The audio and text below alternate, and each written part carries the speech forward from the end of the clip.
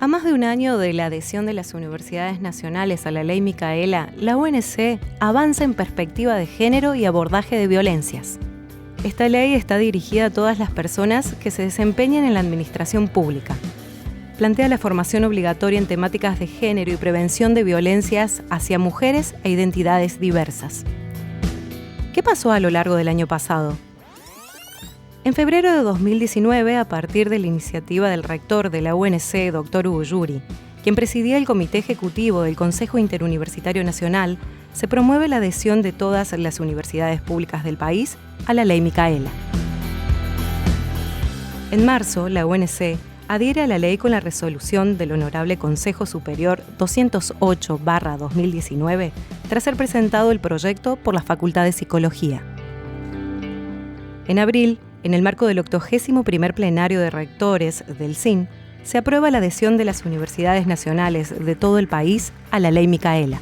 El caso Micaela nos obligó a pensar nuestra práctica universitaria. En el mes de mayo, la UNC realiza el primer taller diagnóstico para la aplicación de la Ley Micaela. En junio, coordinada por el entonces Programa de Género de la Secretaría de Extensión Universitaria, se inicia la planificación de contenidos de la formación en género destinada a docentes y no docentes, en conjunto con la Mesa de Áreas de Género de la UNC. El resultado de ese trabajo define una doble modalidad de cursado, virtual y presencial. Desde agosto a noviembre se trabajó en 2 comisiones sobre los contenidos.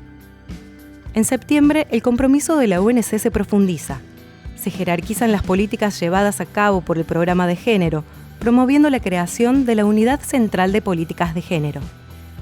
El trabajo conjunto con el campus virtual hizo posible que los cursos estuvieran en línea a finales de noviembre.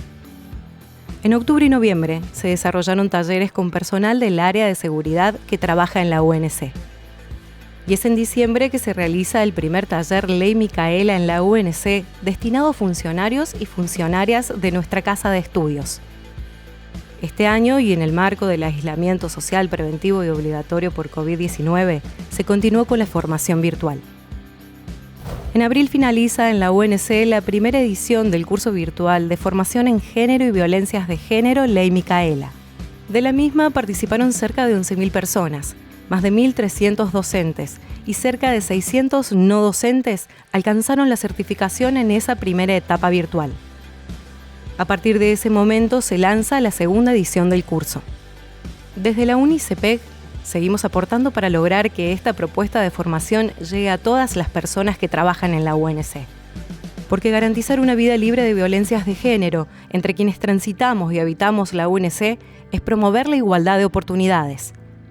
De esta manera, la UNC, como institución formadora, reafirma su compromiso en la construcción de una sociedad más igualitaria, inclusiva y equitativa, sin violencias ni discriminación. Por una universidad y una sociedad libres de violencias de género.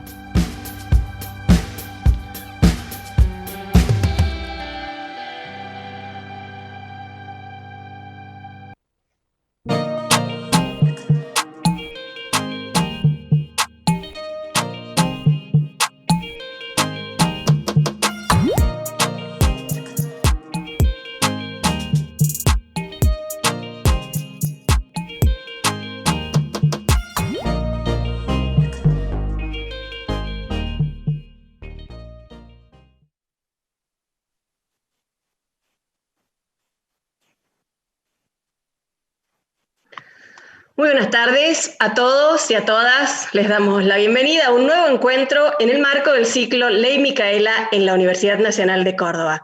Desde la Unidad Central de Políticas de Género saludamos a las autoridades que nos acompañan y a toda la comunidad universitaria que se suma a esta transmisión, como así también a la amplia audiencia que está siguiendo el evento por el canal de YouTube de la Universidad Nacional de Córdoba. A lo largo de este año tan particular, les hemos invitado a las charlas que nos han brindado la antropóloga mexicana Marcela Lagarde y la reconocida filósofa argentina Diana Mafía. Los registros, ya saben, de los 2 encuentros pueden encontrarlos, volver a disfrutarlos en este mismo canal de YouTube. Y es también importante mencionar que esta conferencia, al igual que las anteriores, va a contar con interpretación de lengua de señas argentina en el marco de las políticas que asume esta unidad con el fin de promover la accesibilidad en la información.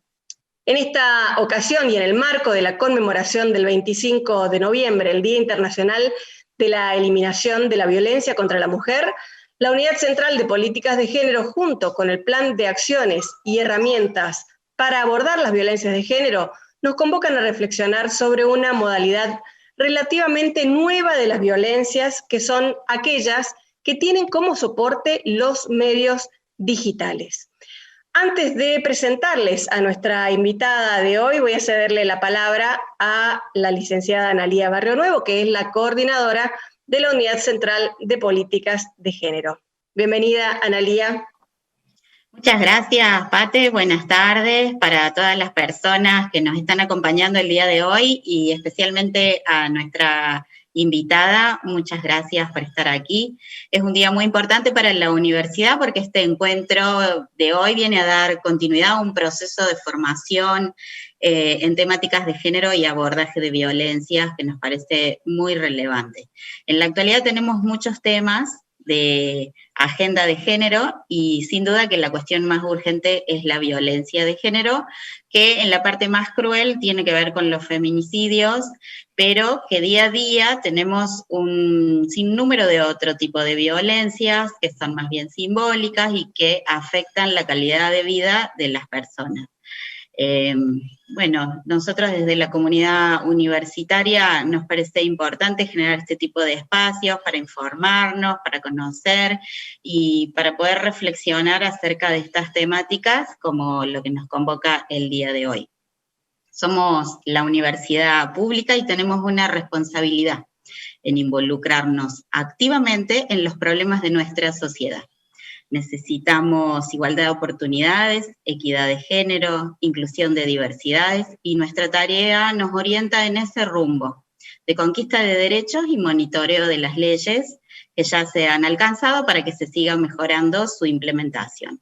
Queremos una universidad libre de violencias de género para construir una comunidad donde seamos capaces de brindarnos un hábitat de vida con cuidados y respeto. En definitiva, hacer de la vida universitaria una vida más vivible. Gracias, Pate.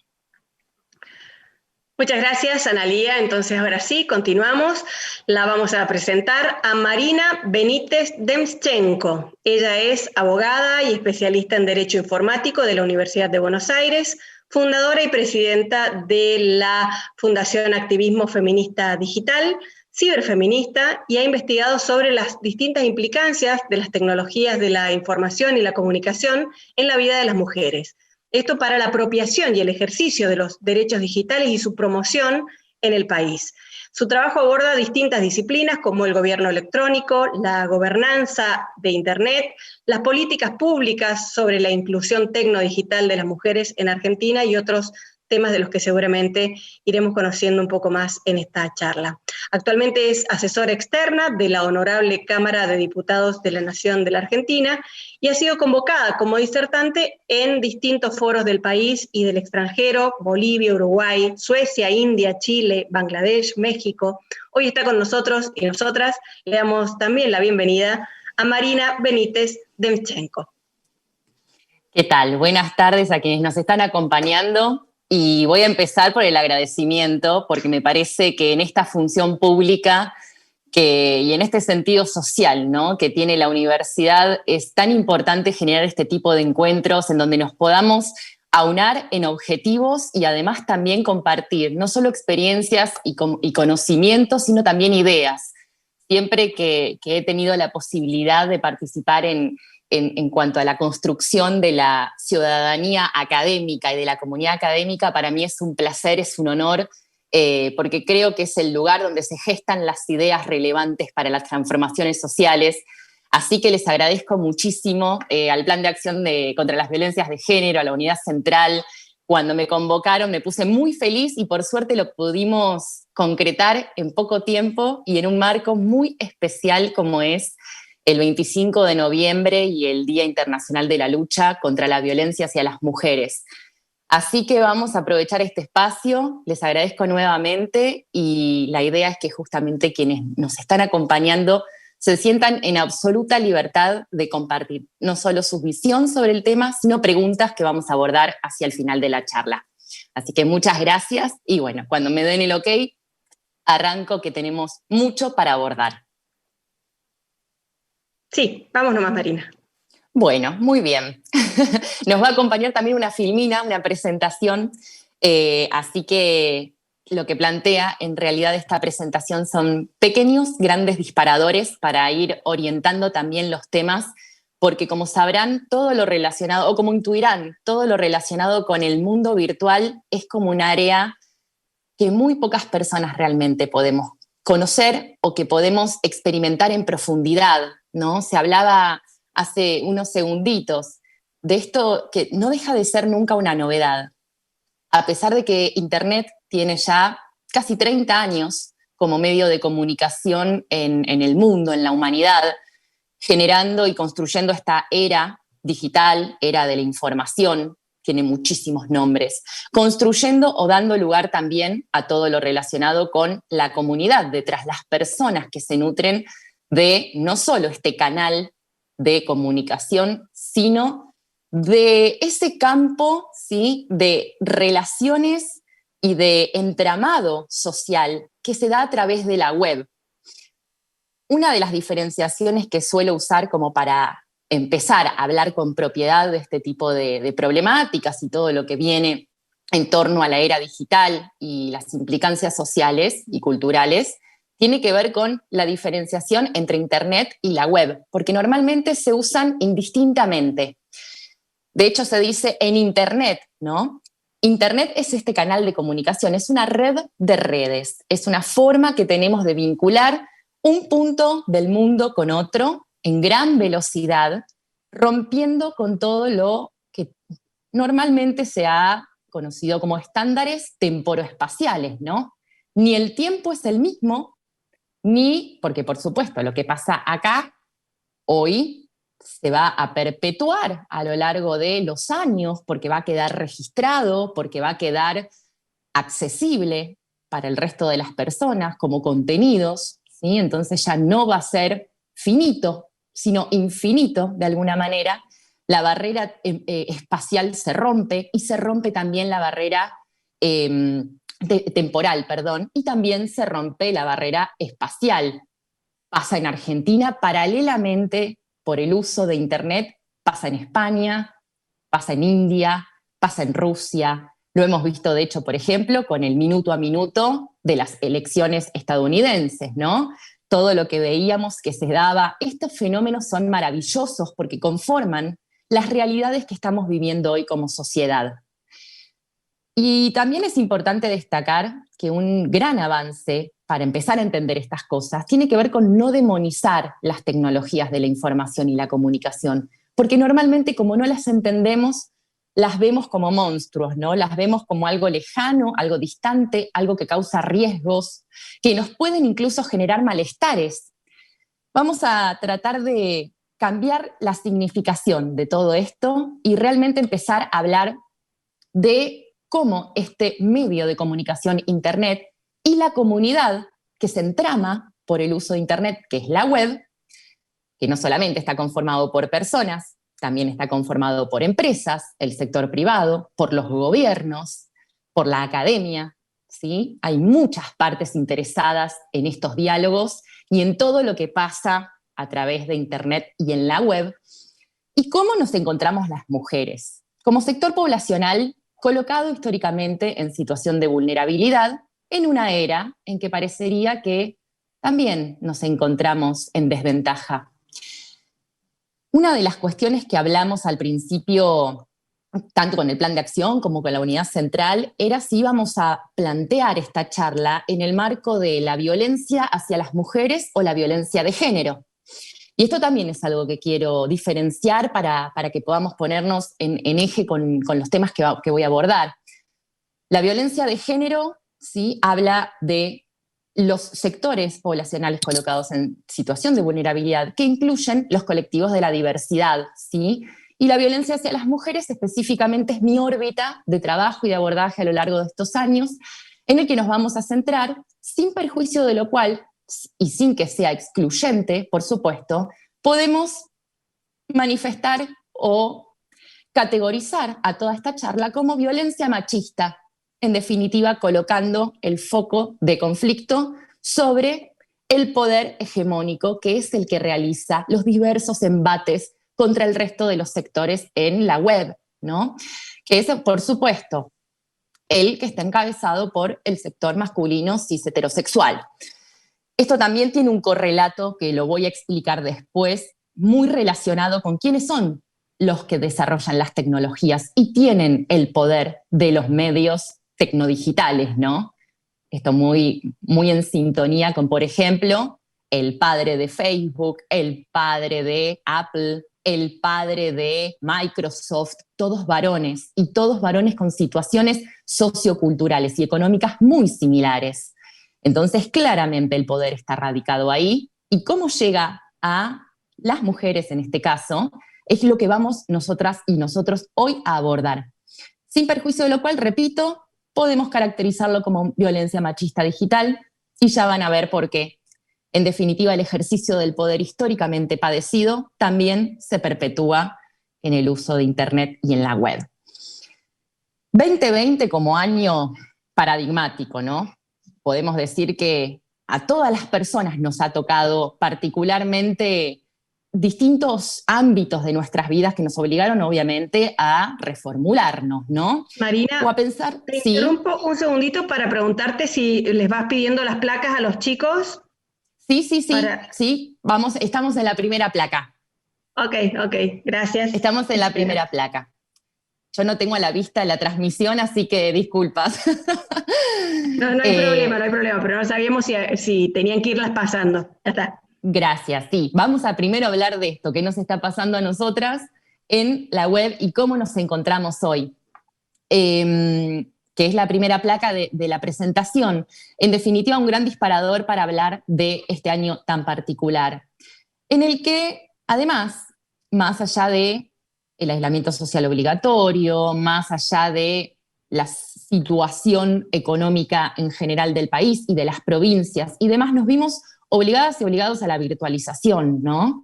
En esta virtualización que creíamos que podía llegar a ser un gran recurso, pero que de repente también nos genera muchísima ansiedad desde el momento, por ejemplo, en que tenemos que hacer una videoconferencia, en que tenemos que acostumbrarnos a usar recursos múltiples, desde un Excel, desde el mail. Muchísimas personas no han hecho hasta 2020 videoconferencias o telellamadas, ¿no? Y esto es una realidad que no podemos desconocer. Más allá de que quizás determinadas personas estamos más familiarizadas, esto no es una general.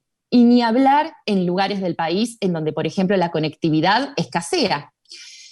¿Cómo nos encontramos las mujeres en este sentido? Bueno, nos encontramos con que, ni hablar de, además, sostener las tareas que ya teníamos sobre los hombros, ¿sí? Y esto, aunque estemos en el año 2020, sigue siendo nuestra realidad en relación a la crianza de hijos e hijas, en relación a tareas del hogar, en relación a la precarización de nuestros trabajos y demás brechas de género que ya venimos hablando y ya las conocemos, nos encontramos con que las tecnologías para nosotras son mucho más difíciles de incorporar que para el sector poblacional de los varones, por ejemplo. Todo esto tiene que ver con lo que se llama, en el plano de estudio que estamos hablando, las brechas digitales de género. Seguramente las han escuchado varias veces, pero es importante que las mencionemos para reconocerlas, porque en general se asocia a las brechas digitales de género con un solo aspecto, con el aspecto del acceso. ¿Cuántas mujeres podemos acceder, por ejemplo, a la conectividad, a una conectividad suficiente, no una conectividad, ¿no? Que nos permita una actividad sostenida y de calidad? Ese es el acceso a Internet como derecho humano, no simplemente tener un teléfono con WhatsApp. Por otro lado, una tecnología sofisticada que también incorpore todos estos recursos tecnodigitales que hoy se necesitan para trabajar, para hablar con familiares que no podemos ver hace X cantidad de tiempo, y demás, y con la cantidad de mujeres que estudian o que ingresan a carreras relacionadas con las ciencias duras que eventualmente pueden llevar a la informática, la computación y todo, ingenierías que hagan al desarrollo de las tecnologías. En general, siempre se habla de las brechas digitales de género desde ese lugar solamente. Y tenemos que considerar que hay dos más brechas de género, ¿no? Digitales. La segunda, o sea, una vez que logramos acceder con todas estas implicancias que estaba mencionando, que podemos acceder a una conectividad suficiente, con tecnología sofisticada y que además, en el mejor de los casos, ampliamos algunos conocimientos para poder incorporar estos recursos tecnodigitales, nos encontramos con una segunda brecha digital de género. La segunda brecha digital de género tiene que ver con el uso y la apropiación. ¿Por qué?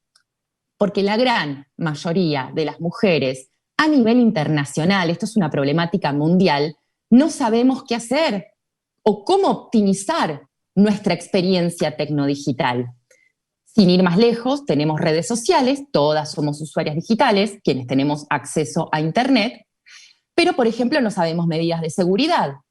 Esto es uno de los índices que la Fundación Activismo Feminista Digital trabajó en 2018, indicando de un relevo que hicimos muy pormenorizado y en función también de la relación directa que tenemos con la comunidad de mujeres en el país, que más del 74% de las usuarias digitales no conoce medidas de seguridad en sus equipos.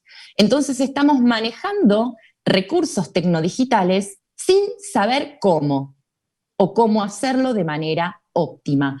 Sin dudas esto tiene que ver muchísimo con el conocimiento también, por ejemplo, de cómo proteger nuestros datos personales.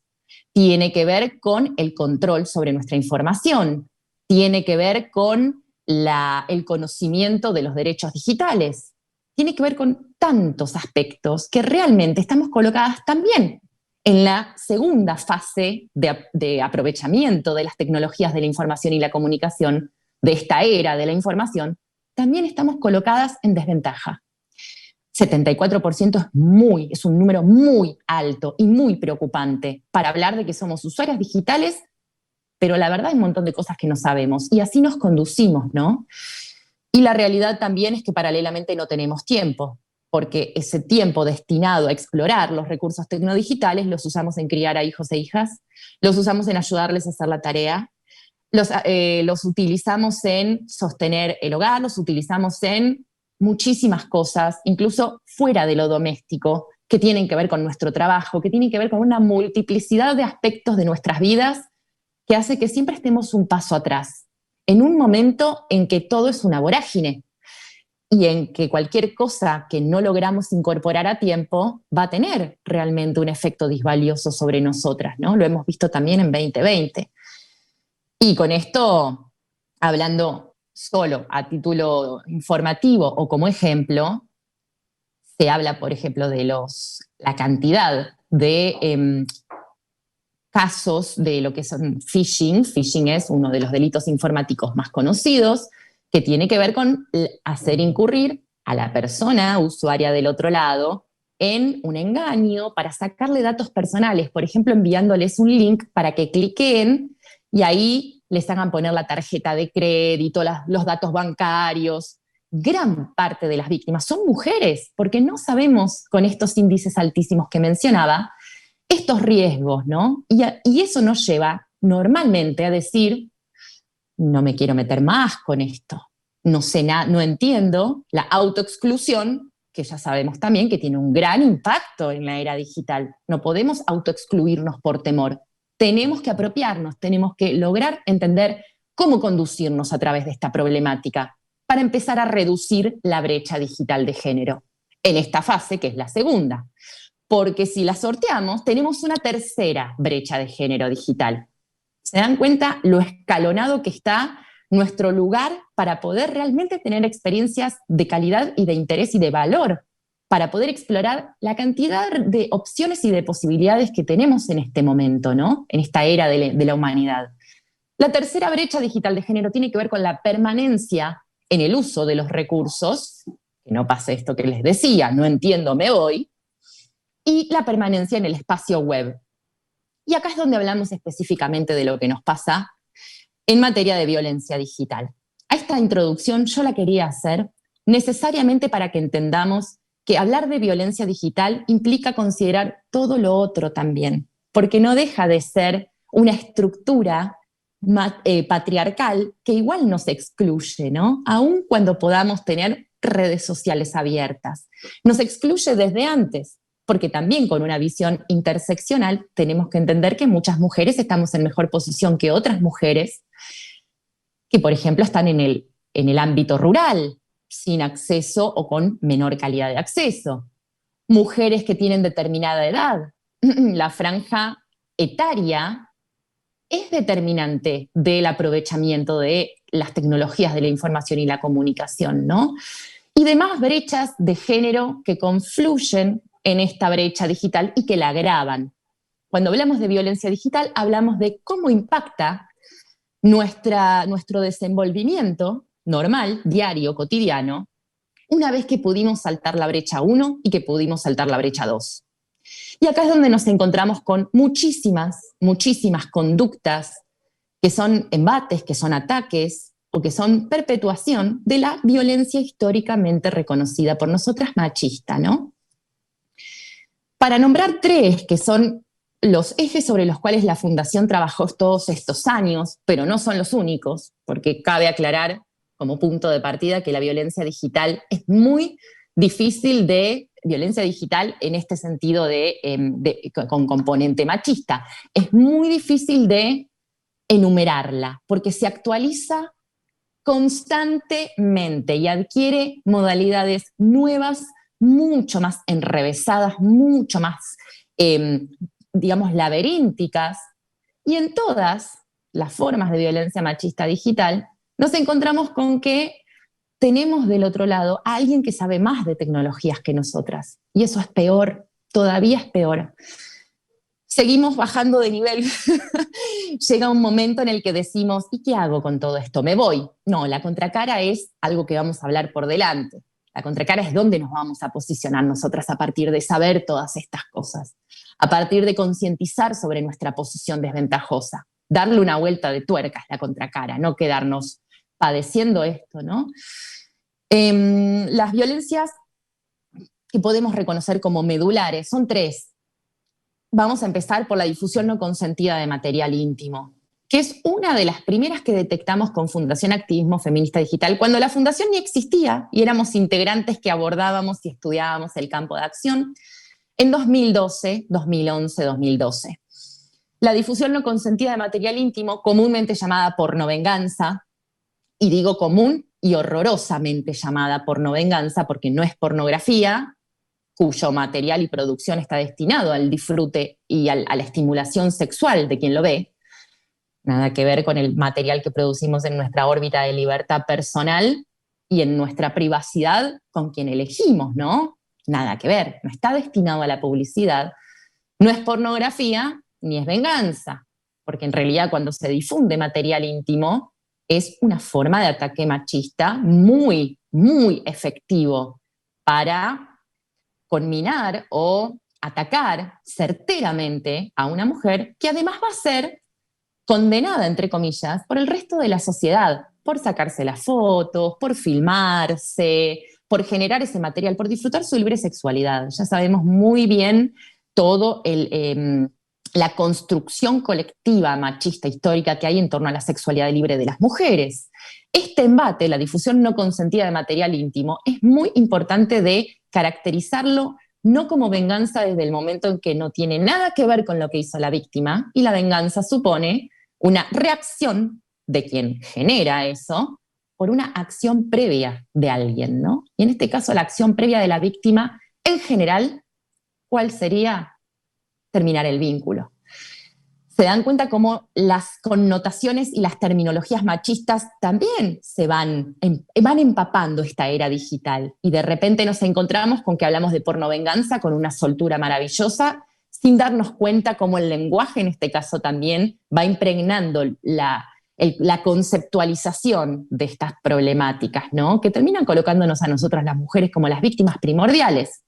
Hemos visto también casos de difusión no consentida de material íntimo de varones. Sin ir más lejos, siempre voy a citar el mismo caso en comparación con casos de famosas mujeres con perfil público alto, el caso de Luciano Castro, en el que un poco más se lo aplaudía a Luciano Castro.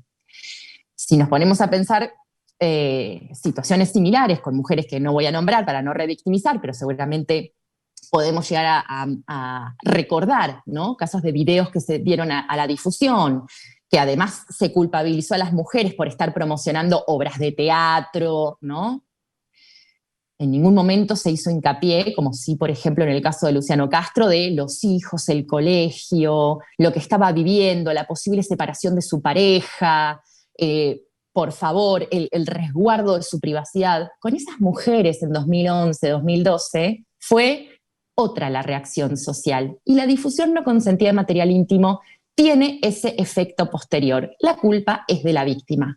Y esto es una forma de violencia digital muy potente que todavía en nuestro país no tiene una debida legislación que la reciba a la problemática.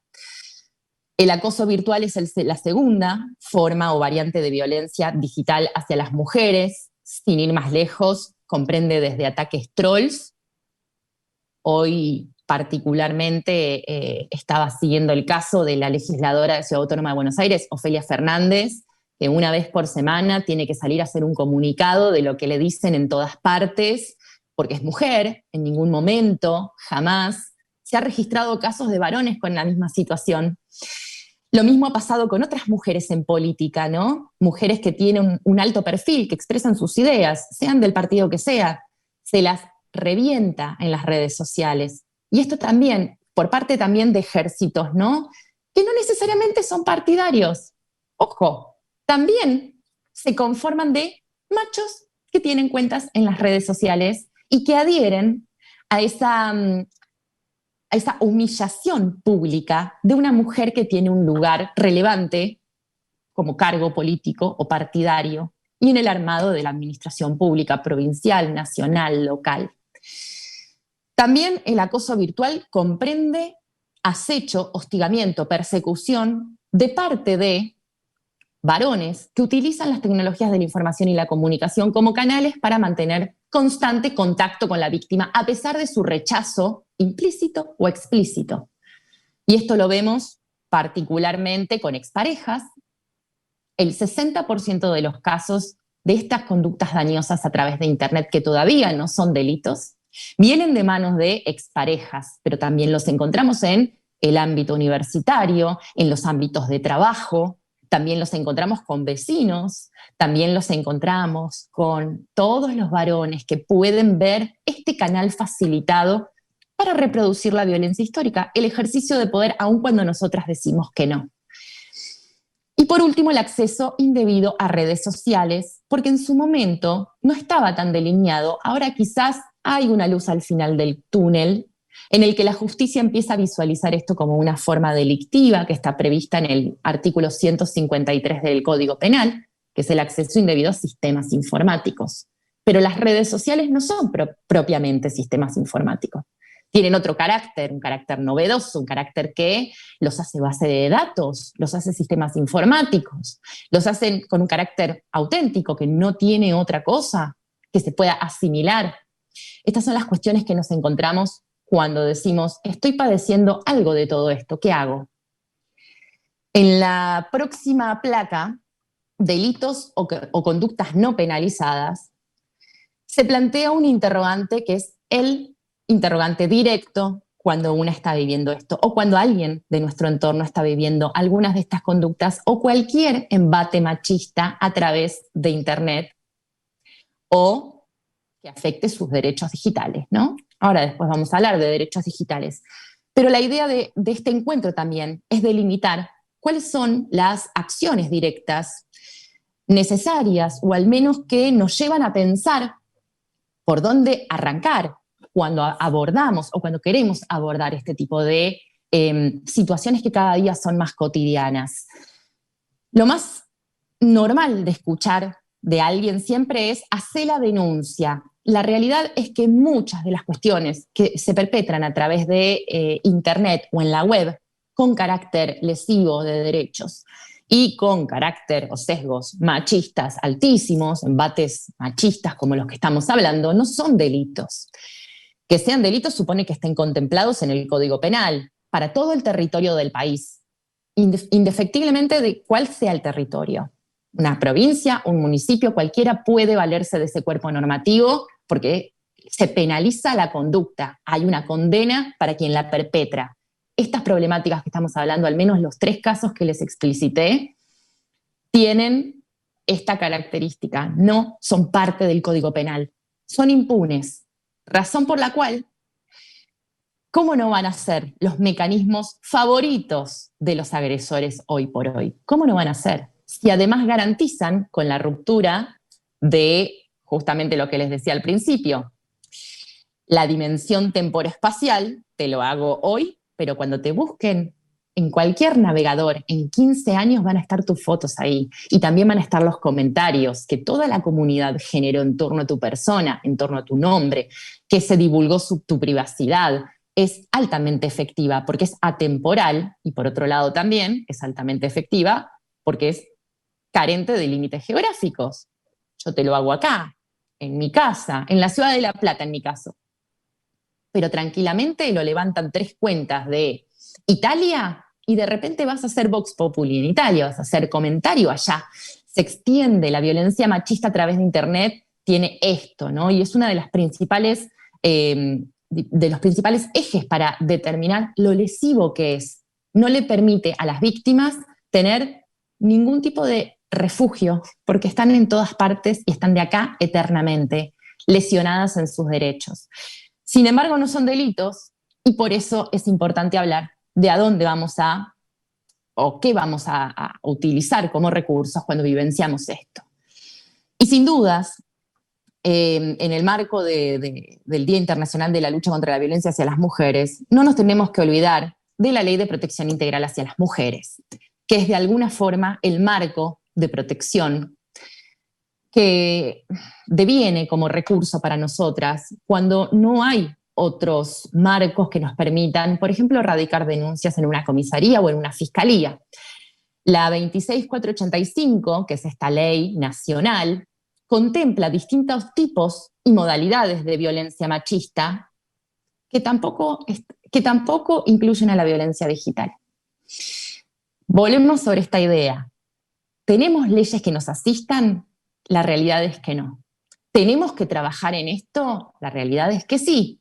Y por otro lado, ¿podemos utilizar de manera indirecta otras leyes que no tengan que ver estrictamente con lo que nos pasa, pero que igual nos puedan proteger? Sí, esta ley de protección integral es un gran recurso, pero la tenemos que actualizar también. Fundación Activismo Feminista Digital en 2018 presentó su segundo proyecto de ley que planteaba la incorporación, porque todavía vamos a seguir luchando para que finalmente reforme esta ley de protección integral, la incorporación de la violencia digital como tipo de violencia y la violencia telemática como forma o modalidad de violencia machista. La diferencia es los derechos a los que ataca. La violencia digital ataca derechos digitales. Privacidad digital, que no es lo mismo que la privacidad de nuestras 4 paredes en nuestra casa con la llave y la puerta. No es lo mismo la privacidad digital. Tiene dimensiones distintas, tiene alcances distintos, tiene límites distintos. La dignidad digital, como si fuese un eje de por qué debemos ser respetadas, también a través de Internet, porque somos humanas, porque tenemos derechos humanos, y estos derechos digitales son derechos humanos también. La libertad de expresión digital, decir cualquier cosa con tal de atacarnos, están lesionando derechos, y son derechos digitales. Eso es violencia digital. La violencia telemática son las formas de violencia machista que conocemos ya desde antes, pero perpetradas o concretadas a través de los medios tecnodigitales. Por ejemplo, amenazas por WhatsApp. No necesariamente están afectando un derecho digital, están afectando, por ejemplo, la integridad psíquica de una persona, que es un derecho tradicionalmente reconocido, pero lo están haciendo de una forma distinta, no nos están diciendo a la cara. Lo están haciendo por un medio telemático. Eso es violencia telemática. Con estas caracterizaciones y todos estos estudios, pretendemos que justamente el sistema se empiece a actualizar para que recepte todo lo que estamos viviendo. Porque son realidades.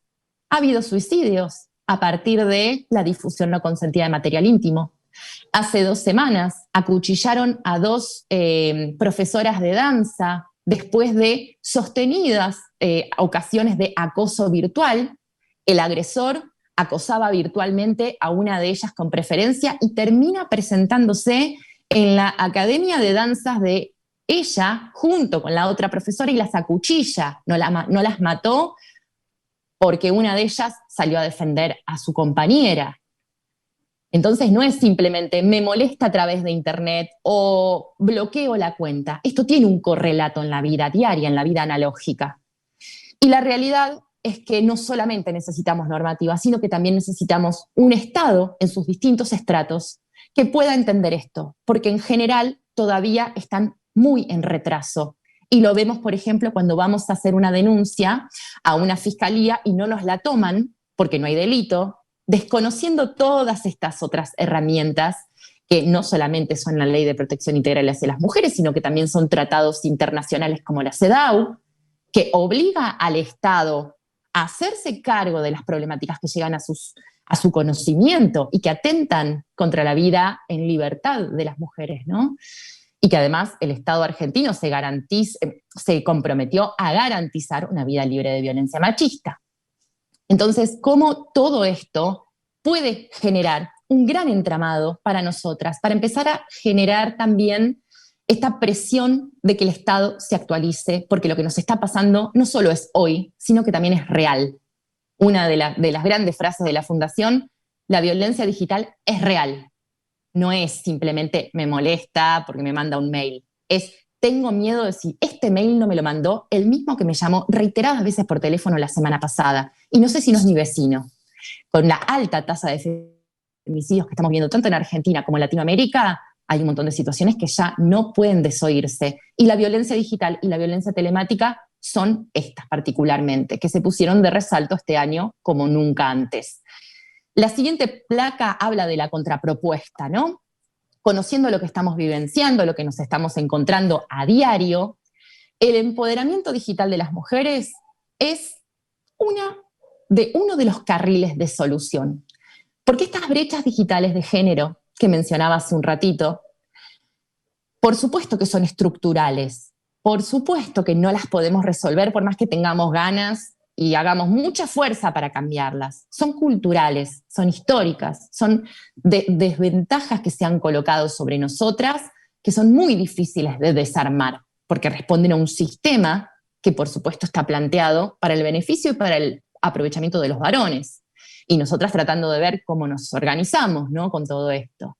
Pero hay una realidad, también otra lucecita al final del túnel, hay varias lucecitas al final del túnel, que plantea cómo nos vamos a colocar nosotras.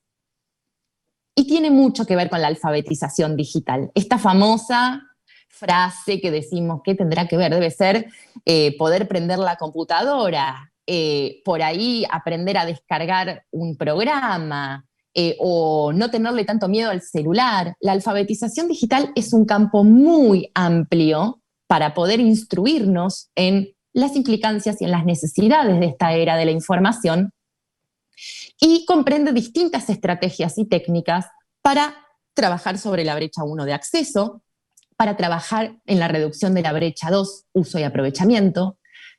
La de uso y aprovechamiento se le llaman desarrollar habilidades blandas, ¿no? Y skills, electronic skills, que son habilidades telemáticas. Cómo conocer los términos y condiciones, cómo cuestionarlos, saber gestionar nuestros permisos en los dispositivos cuando descargamos una app, conocer de protección de datos personales, conocer cuáles son los datos personales y la información privada que estamos volcando irrestrictamente en la web, ¿no? Por desconocimiento, por desinformación. Pararnos desde la otra vereda, ¿no? Y decir, ante mi desconocimiento y mi desinformación, me animo a cruzar esa barrera y me comprometo con esta alfabetización digital recurriendo a distintos dispositivos, pero no olvidando que hay una gran parte de nosotras que tenemos que primero desafiar.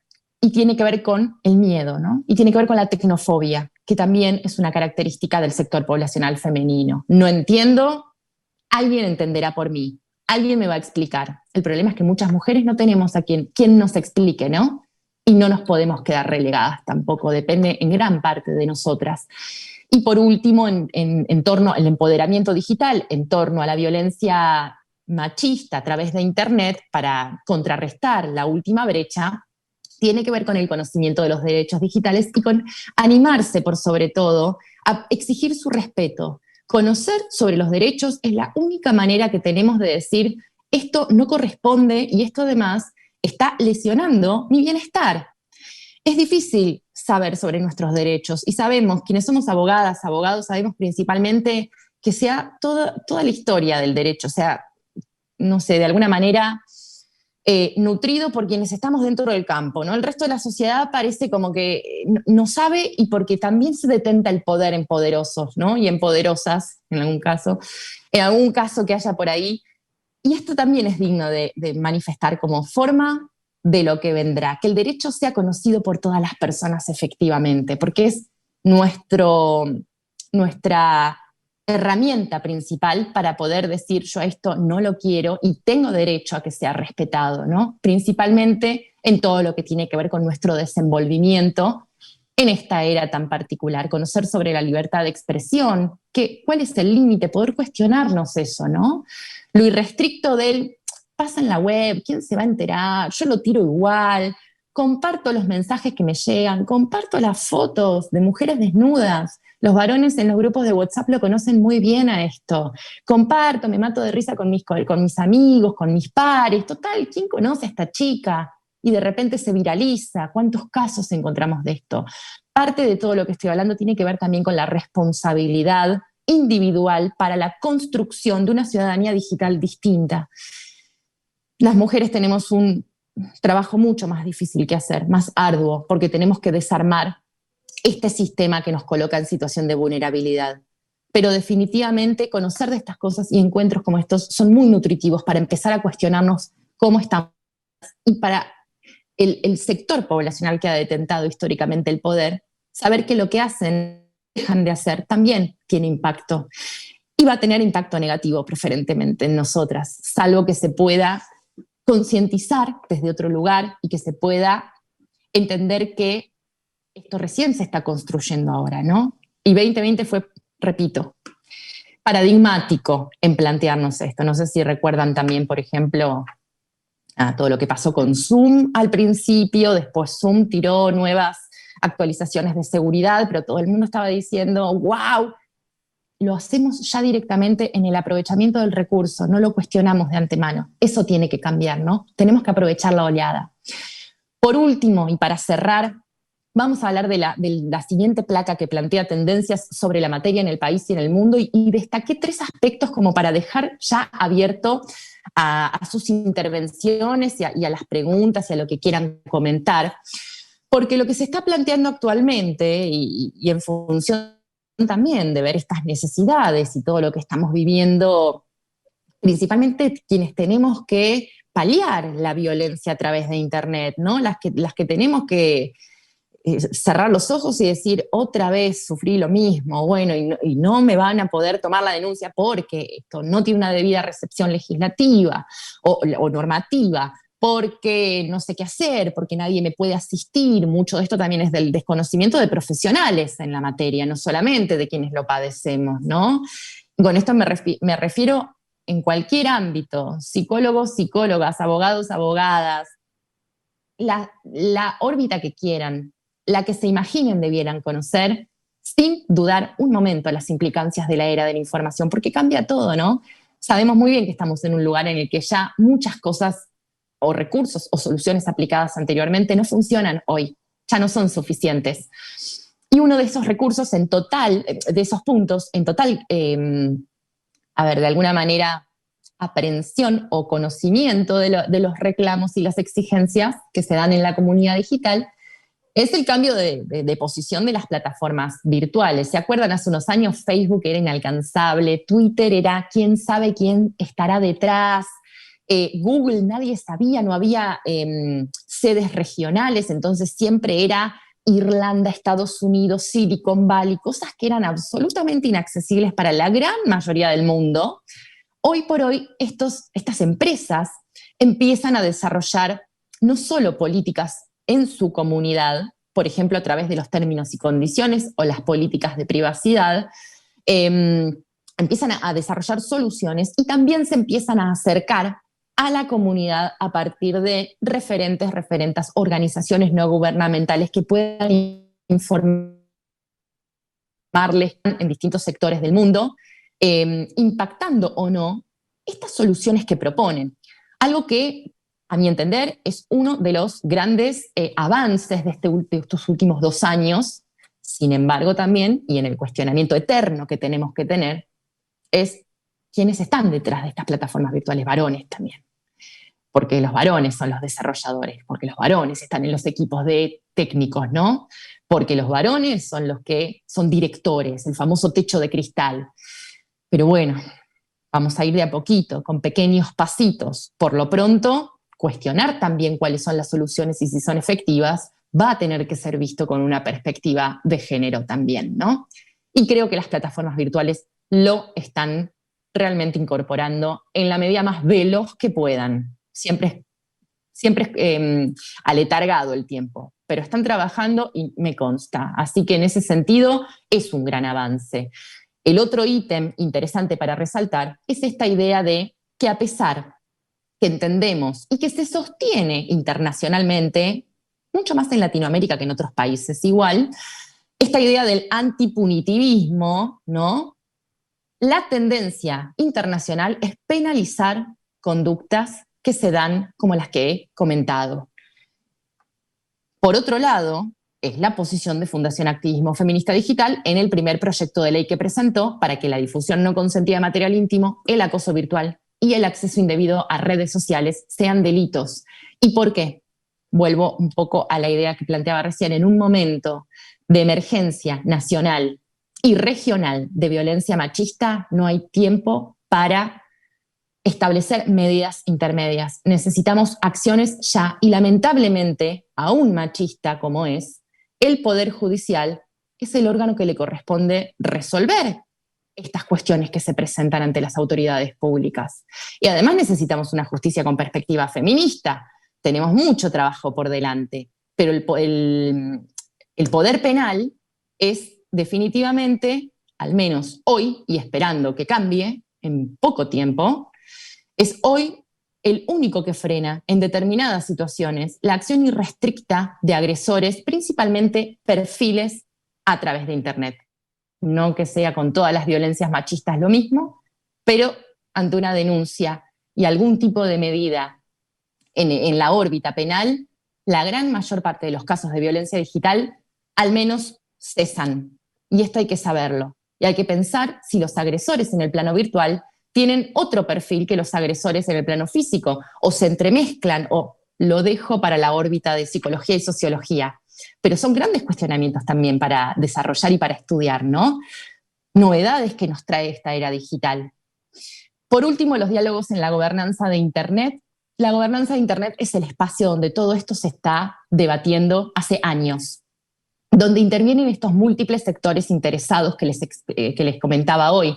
La academia, con representantes que hablan en estos espacios o en estos encuentros sobre cómo llevar adelante las implicancias virtuales o de la vida virtual o del desenvolvimiento virtual con suficiente conocimiento o con las necesidades que plantean la academia, el sector privado, los gobiernos, la sociedad civil, las órbitas de organizaciones no gubernamentales.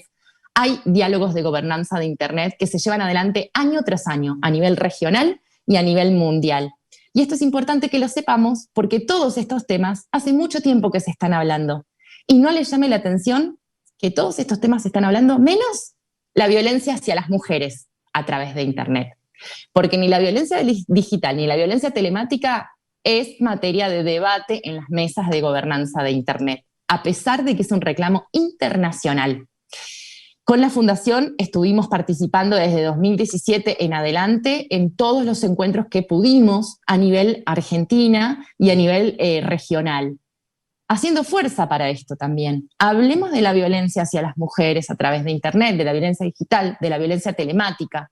Pudimos meter el bocado, pero ¿cuánto necesitamos para que realmente acá nos pongamos de acuerdo como comunidad digital y empecemos a generar otro tipo de convivencia digital, ¿no? Porque todavía todo esto está discutido. Y de hecho en los diálogos de gobernanza de Internet, por ejemplo, la libertad de expresión con un límite se empezó a reconocer hace muy poquito.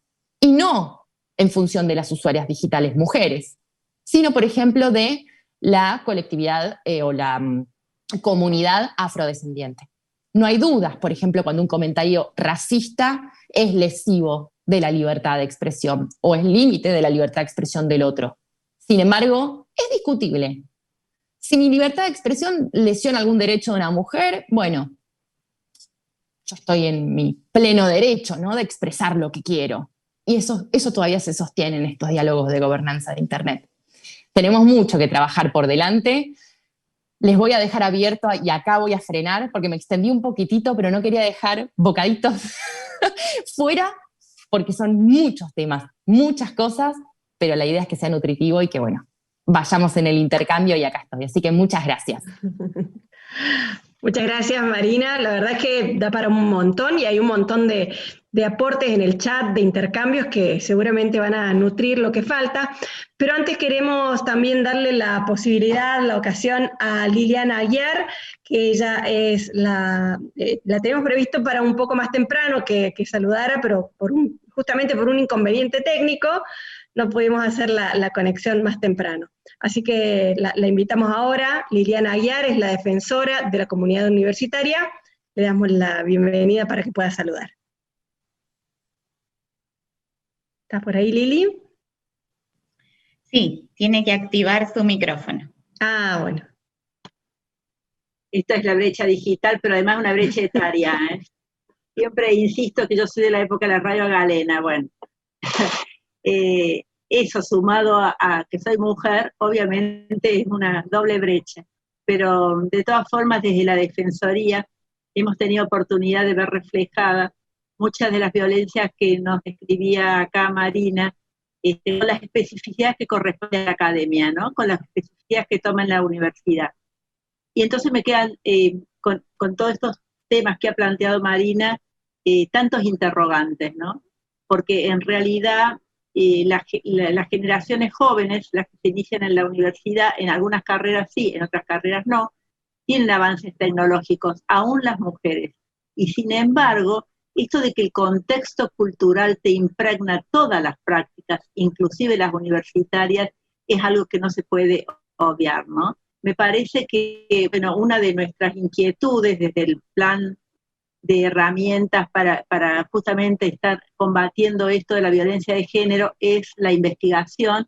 Me parece que es uno de los interrogantes que nuestro observatorio debería plantearse, ¿no? ¿Qué especificidades toma esta violencia digital en la universidad misma? ¿Y en qué medida eso cambia según las áreas de conocimiento? Tengo una intuición nada más, que en algunas carreras, supongamos la FAMAF, las de sistemas informáticos, ese tipo de brecha que tiene que ver con el género tal vez sea menor. En las sociales o en algunas otras de las carreras profesionales eso se debe mantener. Pero la universidad tiene el deber de investigar sobre eso, de investigar, de hacerse las preguntas, de tomar de esa base de datos, que es muy rica, el plan que tenemos hace ya 5 años, los datos que nos permitan compartir con la comunidad estos interrogantes. Y lo otro, muy rápidamente, que quería decir es, el plan nuestro es el 2015, Marina, y no tenía nada relacionado con la violencia digital. 5 años parece ser un tiempo muy prolongado o tal vez demasiado rápido para cambiar las prácticas y algunas de las formas en las que esas prácticas se sostienen. Prácticas que son milenarias, que son seculares, pero que se adaptan al contexto, ¿no? En este caso, el contexto tecnológico. Te agradecemos muchísimo, Marina, creo que todos nos quedamos pensando y creo que eso es lo mejor de cualquier charla.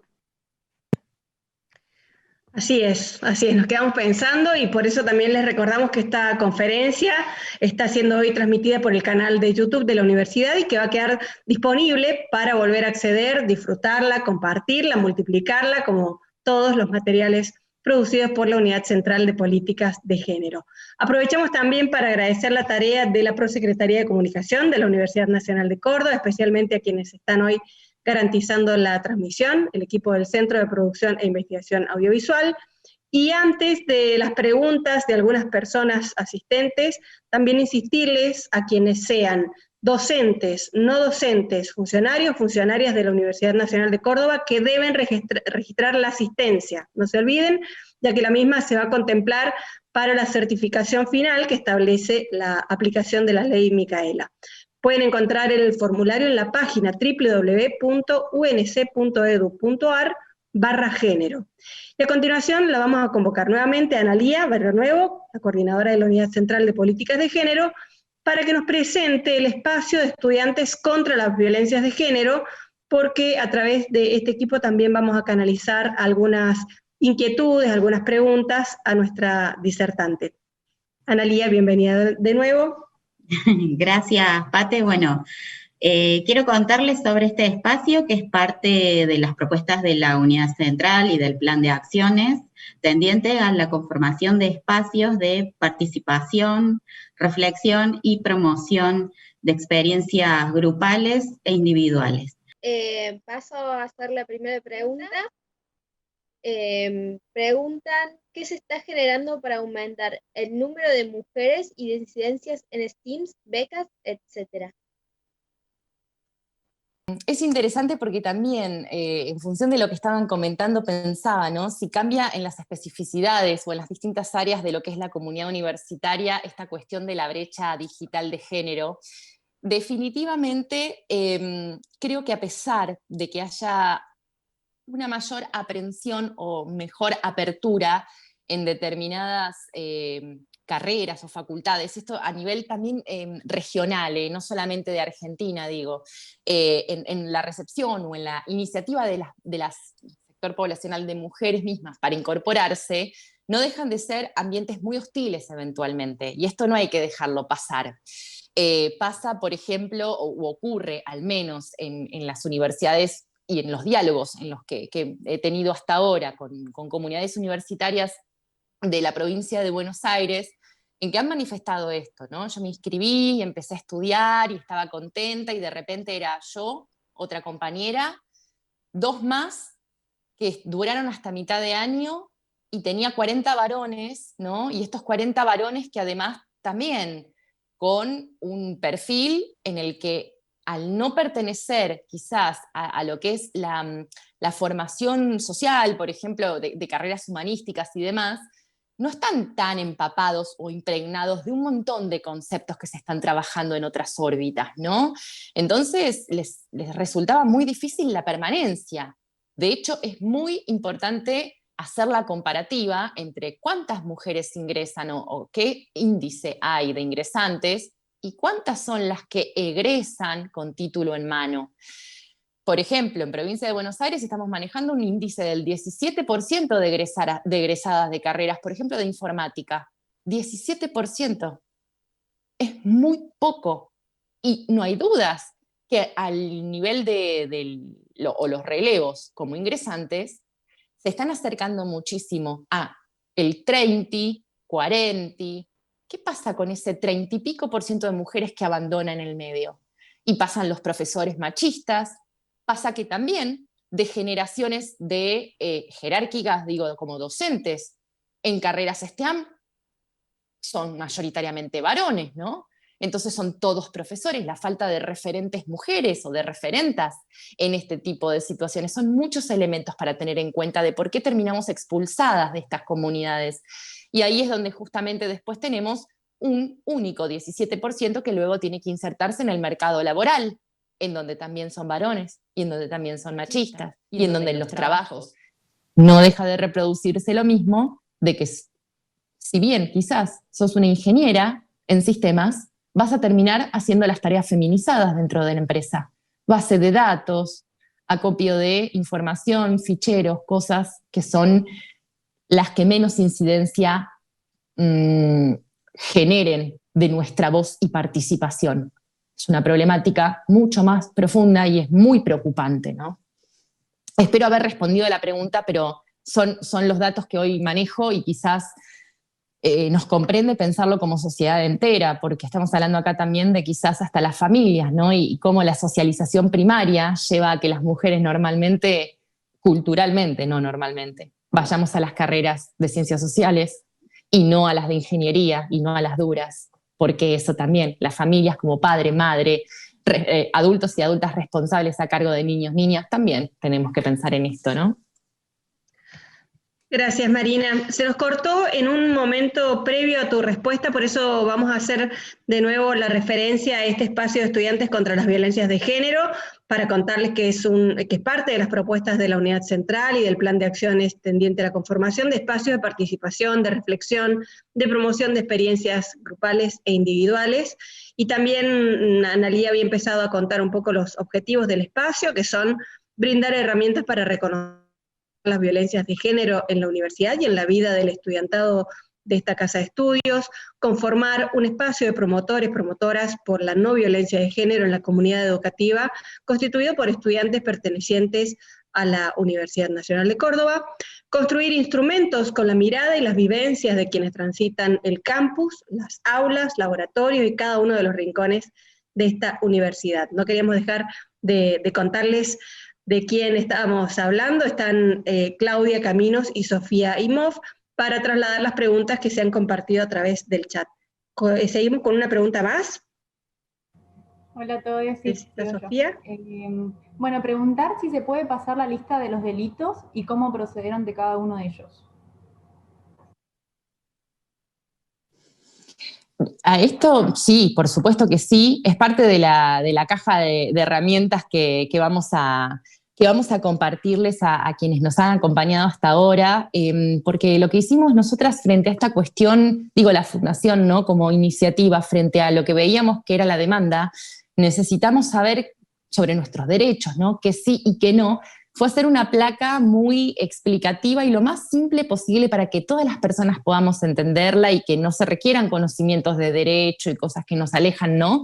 Y que es una lista de qué sí y qué no son delitos en esta órbita y en esta era digital.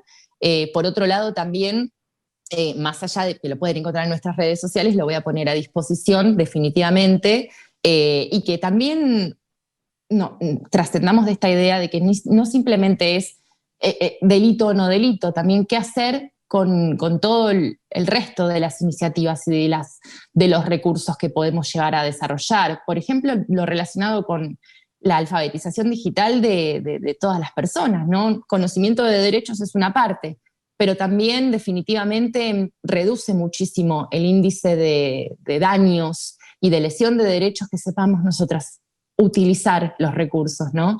Y eso creo que es algo que es lo que se viene. La alfabetización digital de las mujeres es una de las tendencias internacionales más fuertes. Así que a tu pregunta, claro que sí, cuenten con eso.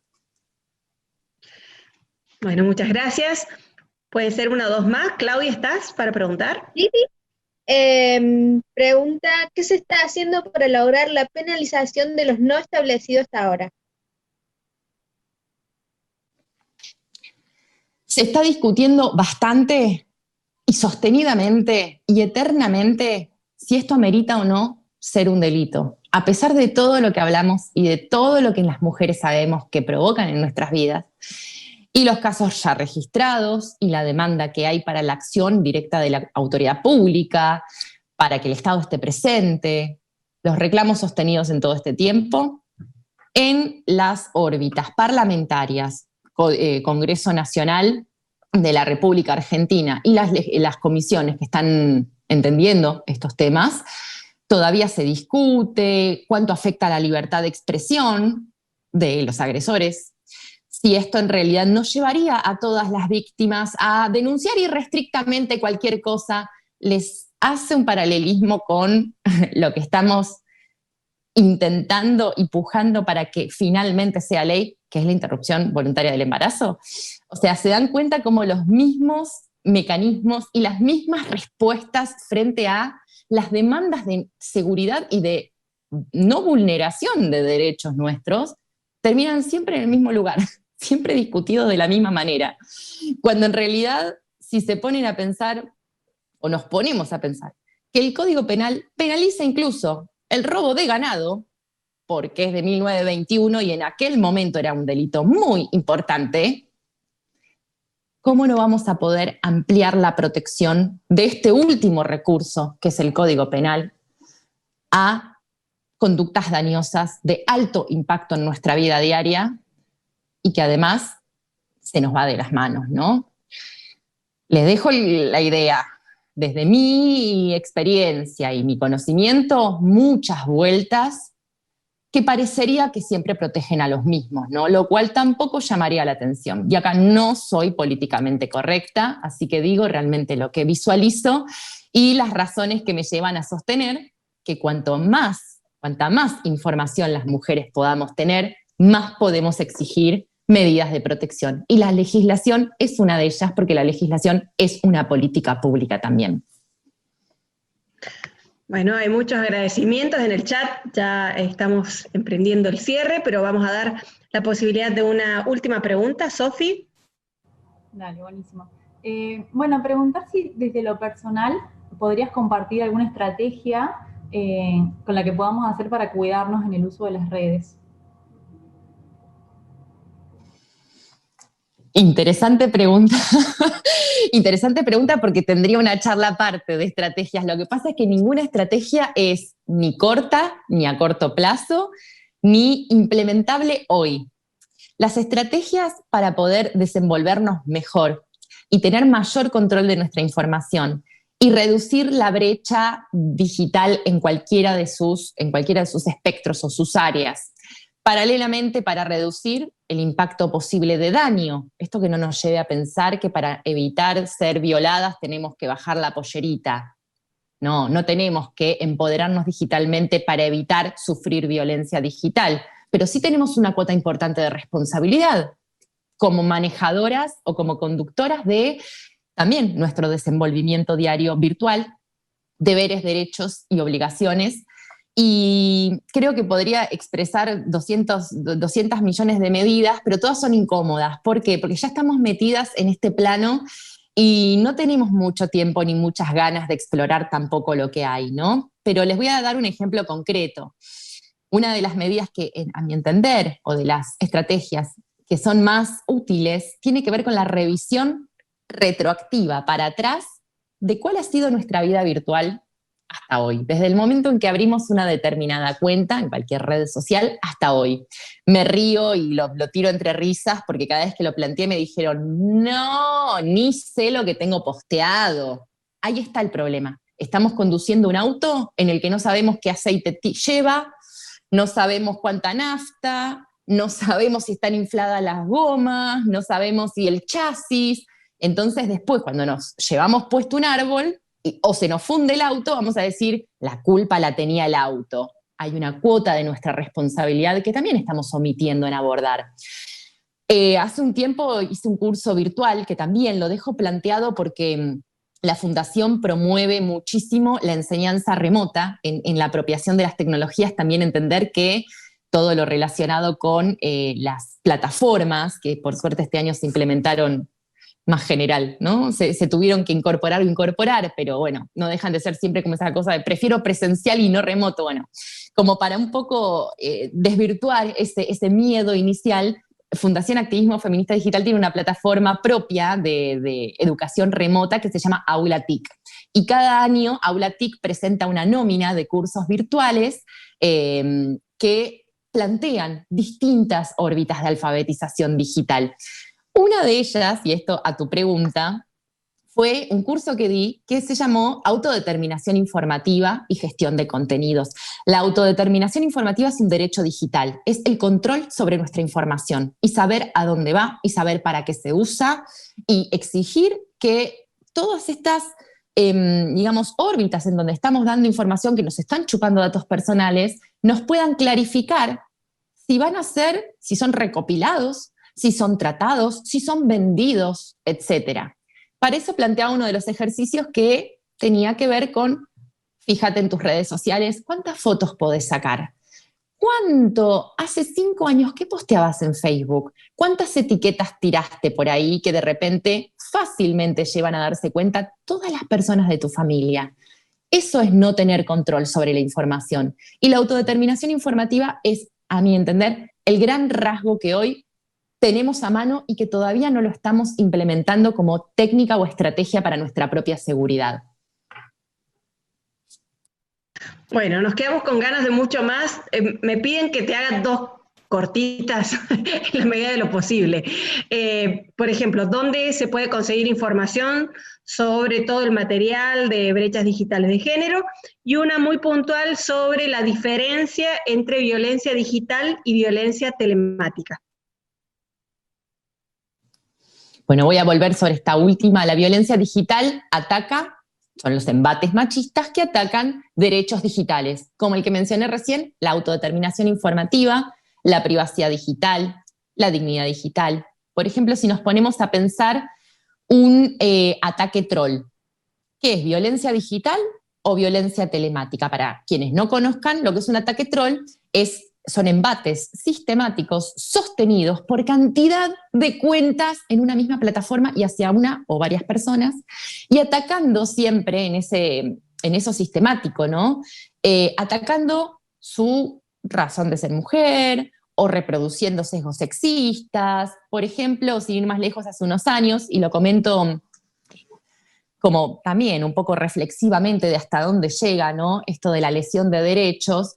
Hace unos años, yo soy muy usuaria de la plataforma Twitter, tuiteé una idea sobre un varón que está en el plano de la informática, que tiene varias denuncias de violencia hacia las mujeres de exparejas, y le habían cerrado la cuenta. Entonces yo celebré ese cierre de cuenta de ese varón, y él se había abierto otra cuenta en ese momento ante la sanción de Twitter de la plataforma misma, y lo que hizo fue citar mi tweet y empezar a decir barbaridades de mí. Nos conocíamos solamente de hola y chau en la realidad, pero es un varón que ejerce su poder en la comunidad digital y le encanta, ejerce su poder machista normalmente conocido. Entonces empecé a recibir notificaciones pero cataratas de otros usuarios digitales que estaban reproduciendo exactamente la abogada mentirosa, estas son las típicas fascistas, acá la tenés a la abortera, y empezaba y seguía y seguía y seguía. Estuve como 4 o 5 días recibiendo ataque, al punto que no quería entrar a Twitter, y Twitter es un medio de comunicación para mí también. Porque eran realmente muy lesivos. Llegaron incluso a rastrear dónde estaba mi matrícula como abogada y a poner capturas de pantalla con teléfono y domicilio del estudio jurídico en aquel momento que yo tenía junto con mis socias, que también mis socias cayeron en la volteada con cara, nombre y apellido. Estas son las feminazis, las aborteras, las fascistas. ¿Saben lo peligroso que son prácticas de esa índole? Yo no sabía si no era alguno de todos estos, lo tenía al lado mío. Este tipo de situaciones generan una sensación de desprotección inmensa. Hasta evalué hacer la denuncia en su momento. Y esto justamente como para dar cuenta de lo que es un ataque troll y de cómo lesiona derechos digitales, porque a mí no me estaba lesionando derechos tradicionalmente reconocidos, no me estaba generando, no sé, qué sé yo, un malestar físico, ¿no? No era una trompada, no era una amenaza, era otro embate, y era un embate que estaba en ese momento, por ejemplo, afectando mi libertad de expresión digital, que estaba afectando mi dignidad digital, ni hablar mi identidad digital, porque todas las personas que me busquen a partir de ese momento ven abogada, mentirosa, fascista. Entonces yo ya quedé con esa impronta, ¿no? Esto es digital, que no quita que sean derechos humanos. Por ser digitales no tienen menos categoría. La violencia telemática es la violencia machista que se ejerce a través de los medios tecnodigitales, pero que son contra derechos tradicionalmente reconocidos. Por ejemplo, lo que hablaba hoy, el WhatsApp, la amenaza de muerte por WhatsApp. no me está afectando derechos digitales, me está afectando la libertad de tránsito, porque tengo miedo a ver si todavía no está en la puerta de mi casa, que es un derecho tradicionalmente reconocido, es un derecho de la vida física, me está afectando la integridad psíquica, porque me preocupa, me perturba, me causa malestar, que es un derecho humano también tradicionalmente reconocido, que no tiene que ver con la era digital, es anterior, pero a través de los recursos que tienen hoy. Me parece interesante volver sobre eso porque la diferenciación también hace que podamos detectar cuáles pueden ser las herramientas que nos protejan, ¿no? Perfecto. Bueno, Marina, te agradecemos un montón. La verdad que ha sido una jornada sumamente enriquecedora.